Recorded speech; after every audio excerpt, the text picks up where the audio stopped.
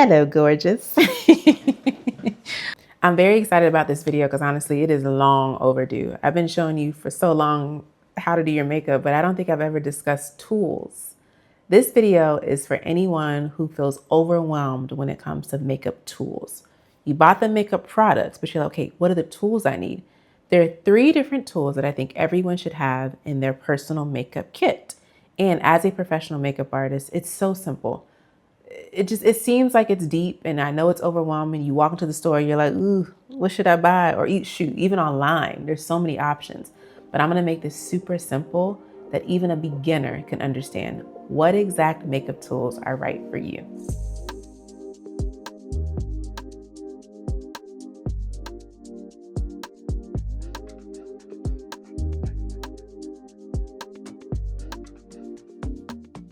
Welcome. If you are new here, my name is Tiffany Lumpkin, and I'm a hair and makeup artist for TV and film. It's my day job. It's what I do every day.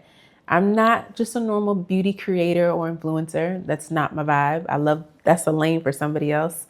But classically, I think there's a lot of creators that recommend products, but my job here is to really educate you on why. So I'm going to walk through something today that is a common question, and it's makeup brushes and makeup tools. But before we get into brushes, I want to talk to you about 2 tools that I love that's going to make your makeup application. I use them in every single video you see me use them. A beauty blender. This is something that has entered the market. I don't even want to give you the history because I don't know when it entered, but these were not around when I started doing makeup. You really needed to know how to blend with a hope and a prayer, because before beauty blenders, you really had to take your time with a brush or with your hands and really work in the product. And I remember my mama and them, my grandmama and them, my little aunties, remember they used to have that little red sponge in their compact and we just press it in? I think that's kind of like the genesis of a beauty blender. But you don't want to use a beauty blender any kind of way. You want to use it wet. My favorite beauty blenders are not actually by the brand beauty blenders. I should probably stop calling this because it's not that. This is just a sponge. And it's a latex-free sponge that you can purchase to help blend your complexion. So any liquids or creams, you want to use this tool to help blend that. So your foundation, your concealers, they even make little baby mini ones that are really great for detailed. But creams and liquids, and you want to use them wet. So put them under some water, squeeze it out, and then you are all ready to apply your complexion products. All right, next up is your puffs.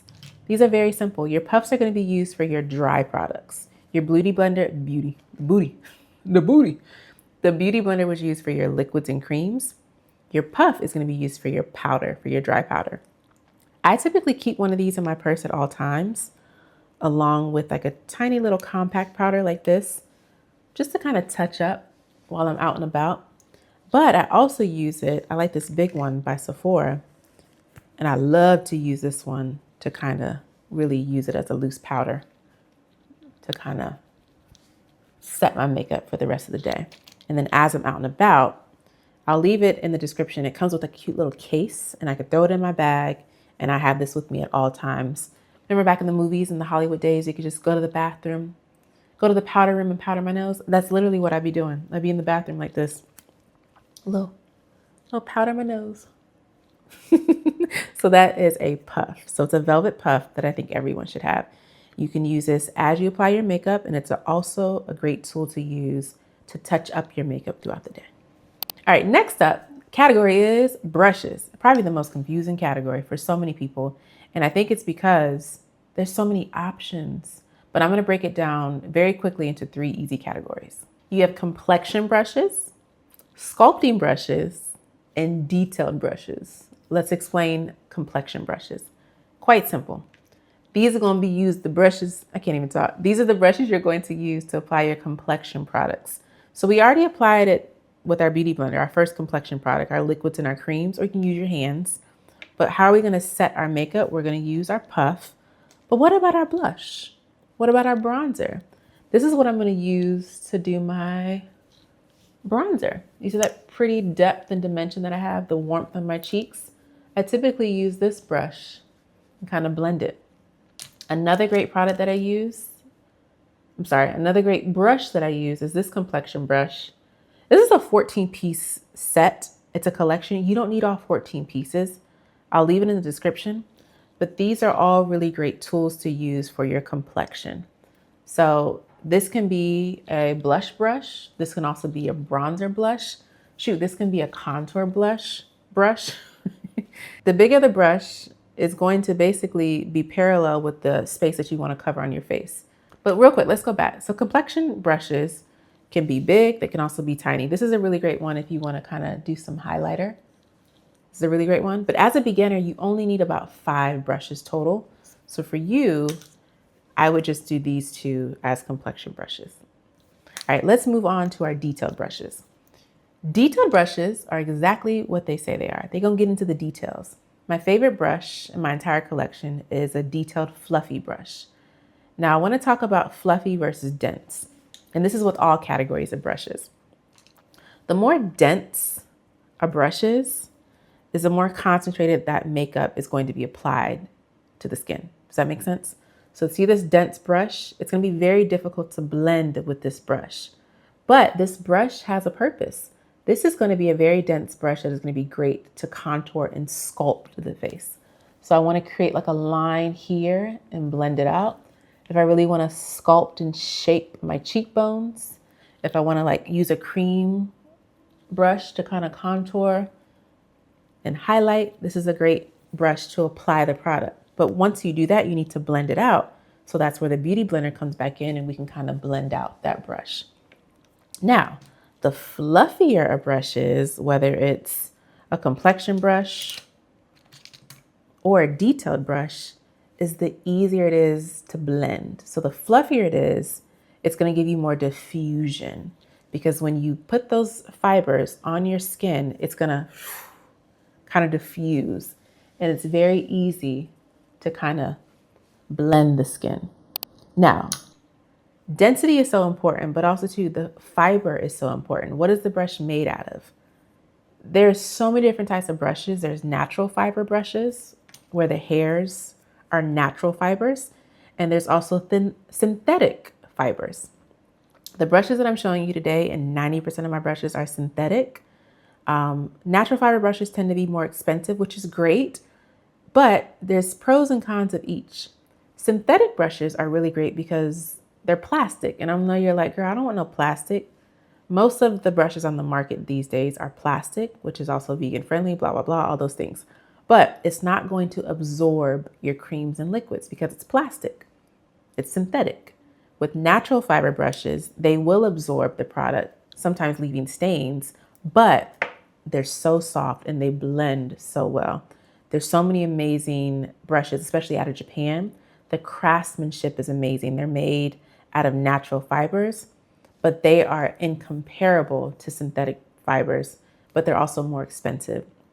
And as a professional makeup artist, my personal brushes, I like them to be synthetic and natural, but 90% of my brushes are all synthetic because I don't want them absorbing the product.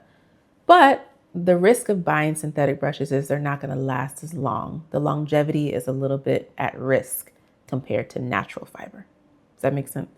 Okay, moving on. All right, so we talked about complexion brushes, we talked about detailed brushes, and we talked about sculpting brushes. The most complicated one, I think, is the detailed brushes, and I'll show you the top few that I think you should have, which is, I've already said, a nice fluffy detailed brush. This one, for instance, is very flat, and I have a few more that are domed. It's not the brand of the brush, it's the type of brush. I want you to be able to be in the store or be online and look at a brush and say, okay, that's a detailed brush. That's a complexion brush. Okay, that's a synthetic fiber. That's a natural fiber. That way you could just go in just as a more informed consumer. And nobody's going to tell you what brush you need. You already know based on your goals what brush you need. So detailed brushes. I think everyone should have a fluffy detailed brush. It's really great to apply eyeshadow, but also you can apply concealer. Synthetic brushes are really great also too because you can use creams, liquids, and powders. You don't ever have to worry about what formula I can use and what. So the same brush I use for concealer to blend, I can also take another fluffy detailed brush and do my under eye powder. Or that same fluffy eyeshadow brush, detailed brush, I can use to not just apply my eyeshadow, I can use it to contour my nose. I can use it to kind of set around my nose and maybe my lips. And also, do you remember we talked about density and fluffiness? Did you know that there's dense detailed brushes? So this is a dense detailed brush. It doesn't matter what you want to use it for. What I want to use it for might be completely different. I just want you to be able to get where you're trying to go. There's no right or wrong reason for any of this. I'll give you a prime example. This is a dual-ended brush, which I love and hate because if I'm storing it, especially with this hourglass one, love this one. I use this one like in every video, but I don't want one side to be damaged as I flip over another side, so I just lay her flat. But this is a great example of a dual-ended detailed brush. This is a spoolie, something you can use for your brows and something you can also use for your lashes. You ever apply your mascara and it's kind of clumped up?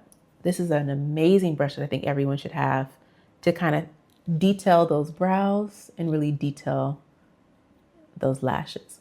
And on the other end is an angled brush. An angled brush, same thing. It's a tool. You're the artist. You can use an angled brush to fill in your eyebrows. You can also use it to create that winged liner. You can even also use it to kind of smudge out the bottom of your lash line. So yeah, they're tools and every artist will use them differently. This is an extremely tiny detailed brush. Is it necessary? I mean, no, not really. But I would put this more in the advanced category if you kind of want to go in and add a little highlight there. If you want to kind of go in and clean up the lips.